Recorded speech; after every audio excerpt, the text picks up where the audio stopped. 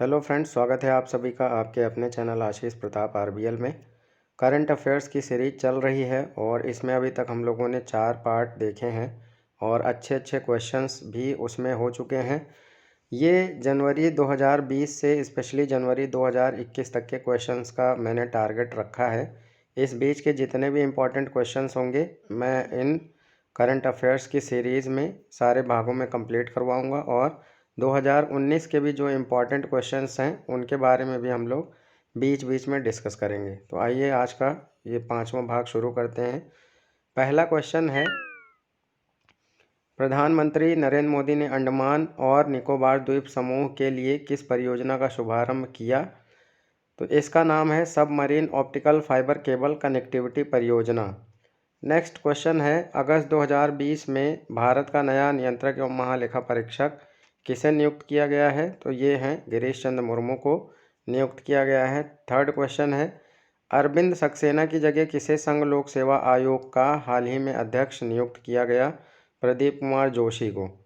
किस नदी पर बने भारत के सबसे लंबे 1.8 किलोमीटर रोपवे का उद्घाटन 24 अगस्त 2020 को किया गया? तो ये ब्रह्मपुत्र नदी पर बनाया गया है 1.8 किलोमीटर रोपवे और ये भारत का सबसे लंबा रोपवे होगा। केंद्रीय सड़क परिवहन और राजमार्ग मंत्री नितिन गडकरी ने राष्ट्रीय राजमार्गों पर वृक्षारोपण के निगरानी हेतु किस नाम के मोबाइल ऐप को लॉन्च किया है? तो ये हरित पथ नाम से मोबाइल ऐप को लॉन्च किया है। अगला है, दिसंबर 2020 में किस राज्य में सूर्यधार झील का उद्घाटन किया गया है? तो ये है उत्तराखंड राज्य, जहां पर सूर्यधार झील का उद्घाटन किया गया है। हाल ही में लोकसभा के महासचिव के रूप में किसे नियुक्त किया गया है? तो ये हैं उत्पल कुमार सिंह। नेक्स्ट क्वेश्चन है, 48वें अंतर्राष्ट्रीय एमी पुरस्कार 2020 में सर्वश्रेष्ठ ड्रामा सीरीज का पुरस्कार किस भारतीय शो ने जीता था? तो ये दिल्ली क्राइम करके एक सीरीज आई थी, उसने जीता था। चक्रवाती तूफान निवार के उत्पत्ति का क्षेत्र निम्न में से कहाँ था? तो बंगाल की खाड़ी में ये उत्पन्न हुआ था निवार। 2020 के एशिया प्रशांत आर्थिक सहयोग यानी एपेक शिखर सम्मेलन की मेजबानी निम्न में से किस देश ने की है? तो 2020 में एपेक की मेजबानी सिंगापुर ने की है।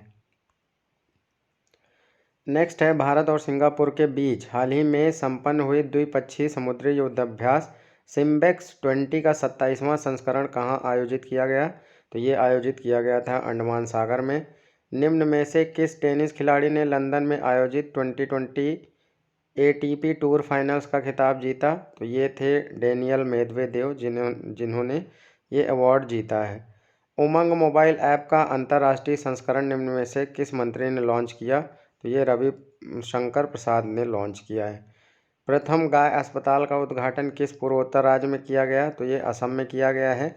हाल ही में शेख ख्वाजा हुसैन का निधन हो गया, वह किस क्षेत्र से संबंधित थे? तो वो कवि थे। हाल ही में किस खाड़ी देश में पहला कोयला आधारित पावर प्लांट स्थापित किया गया? ये आप पिछले भागों में पढ़ भी चुके होंगे। ये पहला कोयला आधारित पावर प्लांट स्थापित किया गया है यूएई यानी संयुक्त अरब अमीरात में। दिसंबर 2020 में किस देश ने 2025 तक सार्वजनिक क्षेत्र को कार्बन न्यूट्रल बनाने का लक्ष्य निर्धारित किया है? तो ये न्यूजीलैंड है, जो अपने सार्वजनिक क्षेत्र को कार्बन न्यूट्रल बनाने का लक्ष्य जिसने रखा है 2025 तक। फिर नेक्स्ट है, अफ़गानिस्तान ने किस बांध को विकसित करने के लिए हाल ही में भारत के साथ एक समझौता किया है? तो ये शहतूत बांध के लिए समझौता किया है भारत के साथ। केंद्रीय खाद्य प्रसंस्करण उद्योग मंत्री नरेंद्र सिंह तोमर ने हाल ही में 107.83 करोड़ रुपए के मेगा फूड पार्क का उद्घाटन कहाँ पर किया? तो ये किया है फगवाड़ा में। पूर्व मुख्यमंत्री तरुण गोगोई, जिनका हाल ही में निधन हुआ है, वह किस राज्य के मुख्यमंत्री थे? तो तरुण गोगोई थे असम के मुख्यमंत्री। 5वां भारत अंतर्राष्ट्रीय चेरी ब्लॉसम महोत्सव कोविड-19 महामारी के कारण रद्द कर दिया गया। यह महोत्सव हर साल कहाँ आयोजित किया जाता है? तो यह शिलोंग मेघालय में आयोजित किया जाता है। आसियान 2023 की मेजबानी किस देश द्वारा की जाएगी? इंडोनेशिया द्वारा की जाएगी। अंडमान सागर में संपन्न त्रिपक्षीय समुद्री अभ्यास सिटमेक्स 20 के दूसरे संस्करण में शामिल होने वाले देश हैं भारत, सिंगापुर और थाईलैंड। नेक्स्ट है, हाल ही में हैदराबाद स्थित निजी क्षेत्र के पहले startup company Skyroot aero space ने इसरो के सहयोग से किस नाम के देश के पहले अपर स्टेज निजी रॉकेट इंजन का सफल परीक्षण किया? तो रमन नाम से किया है। नेक्स्ट क्वेश्चन है, अगस्त 2020 में भारतीय प्रौद्योगिकी संस्थान के पूर्व छात्रों की परिषद ने भारत में दुनिया के सबसे बड़े और सबसे तेज हाइब्रिड क्वांटम कंप्यूटर विकसित करने के लिए किसके साथ समझौता किया है? तो रूस के लोमनोसोव, मॉस्को स्टेट यूनिवर्सिटी और रूसॉफ्ट के साथ।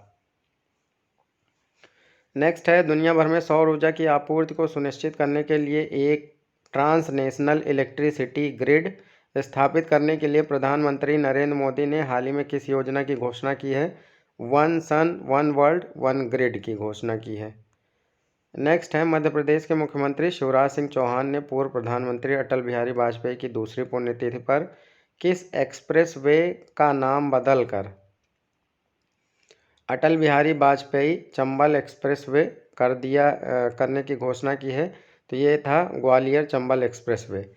केरल के मुख्यमंत्री पिनरई विजयन ने केरल के विझिंझाम गांव में किस नाम से देश की पहली समुद्री एम्बुलेंस सेवा शुरू की है? तो प्रतीक्षा नाम से देश की पहली समुद्री एम्बुलेंस सेवा शुरू की है। यूनेस्को ने हाल ही में किस भारतीय राज्य के गांव को देश में पहली बार सुनामी रेड्डी के नाम से के रूप में घोषित किया है? सुनामी रेड्डी के रूप में घोषित किया है उड़ीसा को। नई शिक्षा नीति जो 2020 की थी, ये किस समिति की सिफारिश पर आधारित है?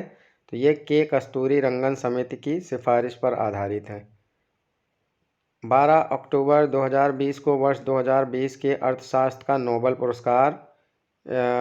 पुरस्कार हेतु किसे चुना गया? तो पॉल आर मिलग्राम और रॉबर्ट बी विल्सन को चुना गया है। ठीक है, तो यहाँ पे पॉल आर मिलग्राम और रॉबर्ट बी विल्सन, इन दो लोगों को 2020 के अर्थशास्त्र का नोबेल पुरस्कार दिया गया है।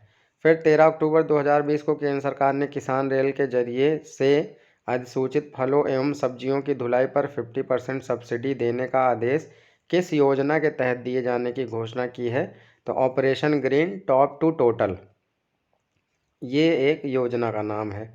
नेक्स्ट है, डीआरडीओ द्वारा हाल ही में शौर्य का सफल परीक्षण किया गया। शौर्य क्या है आपको ये बताना है। तो ये परमाणु सक्षम बैलिस्टिक मिसाइल है। नेक्स्ट है, भारतीय विमानपत्तन प्राधिकरण का देश का पहला पूर्ण रूप से सौर ऊर्जा संचालित हवाई अड्डा बन गया है पुडुचेरी। तो ये मोस्ट इम्पॉर्टेंट क्वेश्चन है। अगला है, 15वें वर्चुअल G20 शिखर सम्मेलन का थीम क्या था? तो इसका थीम था realising the opportunity of the 21st century for all. Next most important question है, देश का पहला रेशम प्रशिक्षण व उत्पादन केंद्र किस राज्य में स्थापित करने का प्रस्ताव है? तो ये अरुणाचल प्रदेश में स्थापित करने का प्रस्ताव है। नेक्स्ट है, ये बुक भी मोस्ट इम्पॉर्टेंट है। चेतन भगत की जो भी पुस्तकें होती हैं वो मैक्सिमम एग्ज़ाम्स में पूछी जाती हैं, इसलिए ये भी इम्पॉर्टेंट है। चेतन भगत द्वारा लिखी गई वह पुस्तक जिसका विमोचन 28 सितंबर 2020 को किया गया, वन अरेंज्ड मर्डर।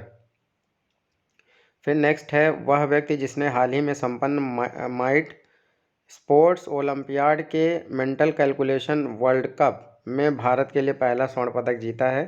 तो ये नीलकंठ भानु प्रकाश है। नेक्स्ट क्वेश्चन है, भारत की पहली सौर ऊर्जा से संचालित ट्रेन का उद्घाटन नवंबर 2020 के पहले सप्ताह में कहां पर किया गया? तो ये किया गया है केरल में। भारत की पहली सौर ऊर्जा से संचालित ट्रेन का उद्घाटन कहां पर किया गया है? केरल में। ब्लूमबर्ग बिलियनियर इंडेक्स 2021 में टॉप 3 व्यक्तियों के नाम। पहले नंबर पे बिलियनियर इंडेक्स में ये ब्लूमबर्ग बिलियनियर इंडेक्स है 2021 का। इसमें पहले नंबर पे जेफ बेजोस को दिखाया गया है, दूसरे नंबर पे एलन मस्क को दिखाया गया है जो टेस्ला के मालिक हैं, और तीसरे नंबर पे बिल गेट्स को दिखाया गया है। अंबानी इस सूची में 12वें स्थान पे हैं। अभी जब मैं इस वीडियो को रिकॉर्ड कर रहा हूँ तो इस जो इंडेक्स आया हुआ है इसके बाद अभी हाल ही में अभी बताया जा रहा है कि जो एलन मस्क हैं उनकी जो प्रॉपर्टी है वो जेफ बेजोस से ज़्यादा हो गई है, तो नंबर 1 पे आने के मैक्सिमम चांसेस एलन मस्क के बन गए हैं। लेकिन अभी अगर ब्लूमबर्ग बिलियनियर इंडेक्स के अनुसार पूछा जाएगा तो आपकी यही रहेगी सूची। इसके बाद अगर कोई इंडेक्स आता है तो फिर वो उसके अकॉर्डिंग आपका आंसर चेंज हो जाएगा। फिलहाल ब्लूमबर्ग बिलियनियर इंडेक्स के हिसाब से प्रथम नंबर पे जेफ बेजोस ही हैं और दूसरे नंबर पे एलन मस्क हैं और तीसरे नंबर पे बिल गेट्स हैं। अंबानी साहब इस सूची में 12वें स्थान पर हैं। नेक्स्ट है वह भारतीय संस्था जिसने हाल ही में डेटा रिकवरी सेंटर कृषि मेघ का शुभारंभ किया। भारतीय कृषि अनुसंधान परिषद। हाल ही में केंद्रीय कपड़ा मंत्री स्मृति ईरानी ने आंगनबाड़ी के लिए किस नाम के एक नए ऐप को जारी किया है? तो सखी ऐप नाम से एक ऐप को जारी किया है। असम के किस स्थान पर देश के पहले मल्टी मॉडल लॉजिस्टिक पार्क की आधारशिला रखी गई है? तो ये स्थान है जोगीघोपा। अगस्त 2020 में किस राज्य द्वारा एक विशिष्ट पहचान पत्र परिवार पहचान पत्र लॉन्च किया गया? ये हरियाणा सरकार द्वारा लॉन्च किया गया। देश का वह पहला हवाई अड्डा जहां 17 सितंबर 2020 को प्राइवेट जेट टर्मिनल शुरू किया गया, ये था दिल्ली हवाई अड्डा। हाल ही में centre for development of advance computing CDAC द्वारा विकसित भारत का सबसे बड़ा HPC AI सुपर कंप्यूटर है परम सिद्धि। फिर नेक्स्ट है सितंबर 2020 के पहले सप्ताह में बंगाल की खाड़ी में भारत और रूस की नौसेनाओं, यहाँ पे नेवी होगा, नौ का मतलब है वो वाला नौसेना, तो रूस की नौसेनाओं के बीच किस नाम से युद्धाभ्यास किया गया? तो ये इंदिरा नेवी 2020। प्रधानमंत्री नरेंद्र मोदी ने 74वें स्वतंत्रता दिवस के अवसर पर लाल किले से दिए अपने भाषण में किस मिशन को शुरू करने की घोषणा की थी? तो राष्ट्रीय डिजिटल स्वास्थ्य मिशन को शुरू करने की घोषणा की थी। केंद्रीय कैबिनेट की बैठक में देश के किन हवाई अड्डों को 50 वर्ष के लिए लीज पर देने की घोषणा की गई है? तो जयपुर है, गुवाहाटी है और तिरुवनंतपुरम है। ऑल इंडिया शतरंज फेडरेशन का अध्यक्ष नियुक्त किया गया है संजय कपूर को। नेक्स्ट है कौन से आसियान देश ने कई दशकों के बाद पहली बार भारतीय चावल खरीदा है? तो ये वियतनाम है जिसने कई दशकों के बाद भारत से चावल खरीदा है। जीरो IUC सिस्टम इन दिनों चर्चा में है। IUC का पूर्ण रूप क्या है या फुल फॉर्म क्या है? Interconnect usage charges. मतलब ये होते हैं जैसे आप किसी जियो की कंपनी से एयरटेल को कॉल करते हैं तो जियो को कुछ पैसे 6 पैसे या ऐसे ही कुछ जो भी रेट हो, अभी मुझे कंफर्म नहीं पता है, लेकिन कुछ पैसे एयरटेल को देने पड़ते हैं जियो को। जिस कंपनी को आप कॉल करते हैं उनको भी कुछ पैसे देने पड़ते हैं। तो ये होता है इंटरकनेक्ट यूजेज चार्जेज, जिसको अभी हाल ही में ख़त्म कर दिया गया है। तो हो सकता है कॉल रेट्स और भी सस्ती हो जाएं इसकी वजह से। भीतरकनिका पार्क हाल ही में मगरमच्छों की जनगणना के संबंध में चर्चा में रहा। अभी भीतरकनिका पार्क में मगरमच्छों की जनगणना कराए जाने से संबंधित चर्चा चल रही थी, तो इस वजह से भीतरकनिका पार्क काफ़ी चर्चा में था। आपको बताना है कि यह किस राज्य में है? तो ये है उड़ीसा राज्य में। किसान कल्याण मिशन किस सरकार द्वारा जारी किया गया? ये उत्तर प्रदेश सरकार द्वारा जारी किया गया। वैश्विक आर्थिक संभावनाएं ग्लोबल इकोनॉमिक प्रोस्पेक्टस रिपोर्ट हाल ही में किसके द्वारा लॉन्च की गई है? तो ये विश्व बैंक के द्वारा लॉन्च की जाती है। नेक्स्ट है हाल ही में किस देश ने फ्लाईबिग नामक नई एयरलाइन शुरू की है? तो ये भारत ने शुरू की है, इंदौर से अहमदाबाद के बीच में। हाल ही में नया deputy chief of army staff किसे नियुक्त किया गया है? तो ये शांतनु दयाल को नियुक्त किया गया है deputy chief of army staff. हाल ही में खेलो इंडिया विंटर गेम्स का दूसरा संस्करण कहाँ आयोजित किया जाएगा? तो ये इम्पॉर्टेंट है, गुलमर्ग श्रीनगर में इसको आयोजित किया जाएगा। और इसी के साथ आप जान लीजिए कि खेलो इंडिया यूथ गेम्स का आयोजन कहाँ पर किया जाएगा? तो ये हरियाणा के पंचकूला में किया जाएगा।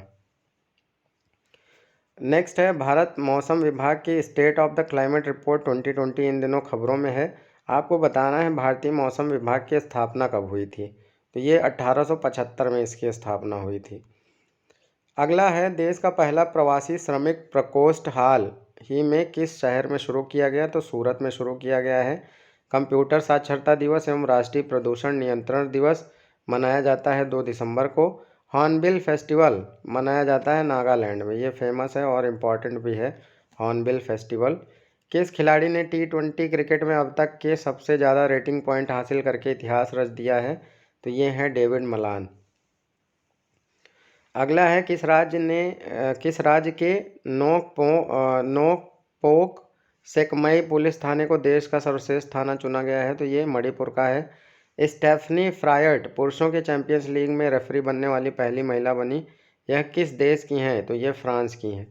माउंट सेमेरू कहाँ पर स्थित है? तो ये इंडोनेशिया में स्थित है और इम्पॉर्टेंट है, तो इसको याद रखना। माउंट सेमेरू कहाँ स्थित है? इंडोनेशिया में। किसने भारत का पहला विश्व स्तरीय प्रीमियम ग्रेड पेट्रोल ऑक्टेन 100 को लॉन्च किया है? तो ये लॉन्च किया है IOCL ने। BRO जिसको सीमा सड़क संगठन कहा जाता है का नया महानिदेशक किसे बनाया गया है? तो ये बनाया गया है राजीव चौधरी को। किस देश की महिला क्रिकेट टीम को द डॉन अवार्ड से सम्मानित किया गया? तो ये ऑस्ट्रेलिया की टीम है जिसे द डॉन अवार्ड से सम्मानित किया गया। तो ये थे आज के आपके क्वेश्चंस। हम लोग मिलते हैं नेक्स्ट पार्ट में और भी इम्पॉर्टेंट क्वेश्चंस के साथ, और मैं कोशिश करूँगा जल्दी से जल्दी आपका करंट अफेयर्स कंप्लीट हो जाए।